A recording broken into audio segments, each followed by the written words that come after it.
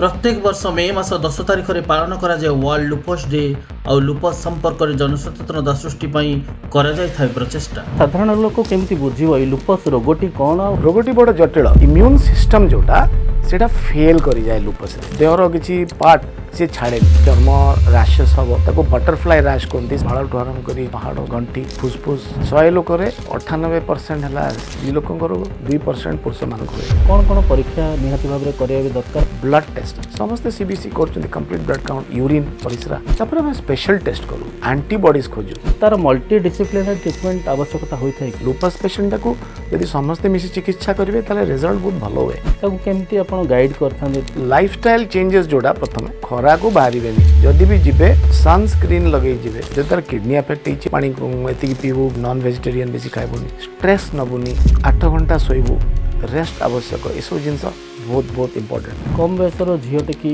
Lupus रे से attack है बाहागर को लेकिन आउ तार आगामी भविष्य को लेकिन सर कौन चिंता व्यक्त कर लुपस से आराम से झील बाही पार पिला छुआ भी हम किंतु रोगटा कंट्रोल अधीन रहा दरकार। प्रेगनेंसी अवस्था रे थाए जो लुपस पे जो ट्रीटमेंट जो औषधि गुड़िक चली थाए हेले हम आगु आम केते मेडिसिन बंद करूँ कारण से मेडिसिन गुड़ा से प्रेगनेंसी समय नहीं पारे आउ प्रेगनेंसी होगा आम कहूँ 6 मास पर्यंत तोर लुपसटा कंट्रोल ही रहा दरकार। सेमती किसी ओडिशा निर्दिष्ट एरिया सेमती अच्छी कि सर जो मुझे रोगी बेसी देखते हैं सब भावुए जे गोटे निर्दिष्ट जगार जदि आसो आम जापर से जगह कहीं कज खोज रोग समस्त पाखापाखि सामान भारत में आसंता आउ 10 वर्ष भितर ओडिशा रे एटलिस्ट मु ए रोग विषय समस्त को परिचित कर।